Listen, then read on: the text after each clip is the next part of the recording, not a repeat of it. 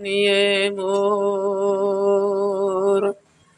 बिनवता कर जोर के गुरु शरणागति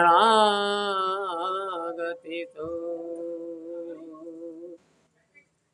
काम क्रोध मद लोभ में नित में रहो बुलाए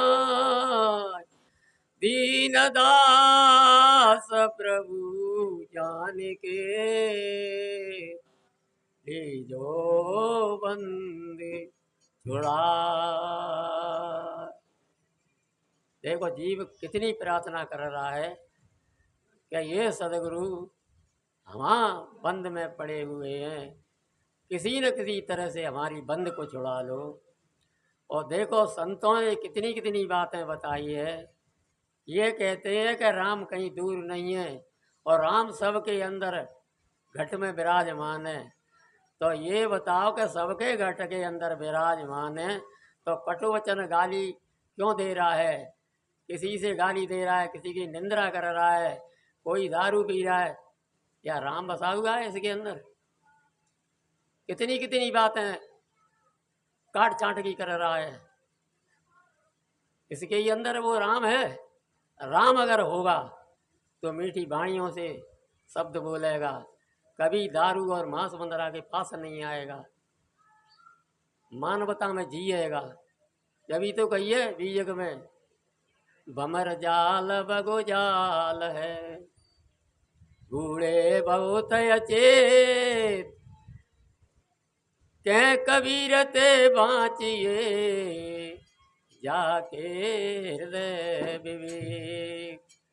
जब तक धर्म प्रेमी भाई और मेरे सभी बात सुन रहे हैं कि जब तक हमारे अंदर ज्ञान और विवेक नहीं है तो हमारा जीवन नहीं चलेगा।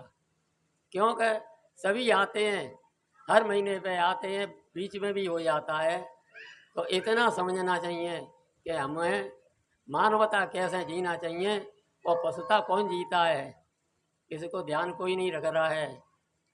रामायण के अंदर भाई साहब ने कहा है, वो बैठे हुए हैं, प्रातः काल उठ के रघुनाथा, माता पिता गुरु नावे माता। कौन सा ऐसा व्यक्ति है जो सवेरे उठ करके माँ बाप के पैरों का स्पर्श कोई कर रहा है? कौन सी जो हमारी माता बहनें बैठी हुई हैं, कोई सास ससुर के कभी पैर छूती हैं? तो ये देखना चाहिए मानवता कैसे जीना है हमको। कहते भी हैं सब, संत भी सब कह रहे हैं बहुत बहुत बड़ी, परंतु अपनी वाणी पर तो ब्रेक लगाओ कि हमको बोलना भी कैसे चाहिए। कितनी कड़ी भाव से बोल रहे हैं संत, तो क्या अपने को सुधार कर लिया है? नहीं नहीं, प्रेम से बोलो, प्रेम से फिर बचपन सुनाओ। ये बात नहीं है कि हमारे अंदर भी वाणी है, उनके अंदर भी वाणी है। तो जब भैया ने कहा बेटा भैया सेठ बैठ जा, तो इतनी बात समझ करके अगर हम राम की तरफ जाते हैं तो हमारी माता बहनें सभी बैठी हुई हैं। तो जब लक्ष्मण सीता जी और सभी जब दशरथ के कहने से उल्लंघन तो नहीं किया, आज बाप का उल्लंघन हो रहा है। बाप कहता है वो मना कर देता है, पुत्र ऐसे हैं। तो उनका क्या काम था? तो जब सीता जी और वो सब निकल के जा रहे थे तो उनकी सास ने कही कहते को कैसे कैसे आज छोटे बालक हैं, अभी हमारी बहू आई हैं सीता जी और ये भी जंगल को जा रही हैं। तो भगवान ने क्या किया कि तुम सास और ससुर की सेवा करना, अपनी पत्नी से आप मन जाओ। तो सीता जी ने क्या जवाब दिया? जिया बिन दे न दिया बिन बारी, और जैसे ही नाथ पुरुष बिन नारी। देखो रामायण की बात पर चलते हो तो रामायण के अंदर बड़ा बड़ा रहस्य छुपा हुआ है। जी अगर हमारा ये चेतन है तब तक ये शरीर सही लग रहा है, नहीं तो फिर पड़ा रहता है, अगर ये चेतन निकल जाता है तो क्या कहते हैं कि जल्दी ले चलो इसको, अभियाल बास आएगी इसके अंदर से, तो तभी तो कहिए जिए वे नदी। और जो नदी अगर उसमें पानी नहीं है तो फुलवारी या सब्जी कुछ कर दो तो क्या अच्छी लगेगी, सूख जाएगी। तो इतना ध्यान रखना चाहिए कि हमारे अंदर ज्ञान और विवेक है तो हमको ऐसे जीना चाहिए कि हाँ सतगुरु के हमने वचन सुने, उनका ग्रहण करो, तब तो अच्छा है।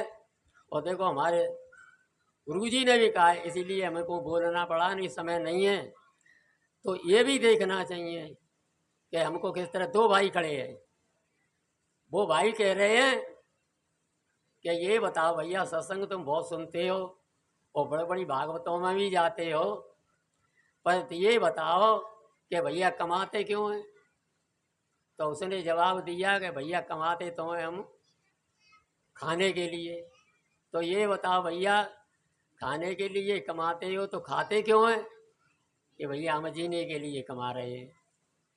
तो भैया ये बताओ कि जीने के लिए भी खा रहे हैं, फिर ये बताओ कि भाई जीते क्यों हैं। अब जीने का कोई जवाब नहीं है कि जीते क्यों हैं, जीने का क्या तरीका है।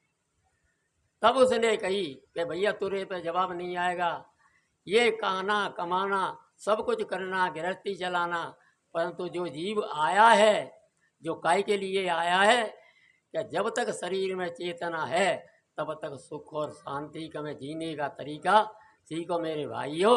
और मैं अपनी वाणी को यही विराम देता हूँ। हमारे सदगुरु बैठे हुए हैं, बोलिए सदगुरुदेव की जय।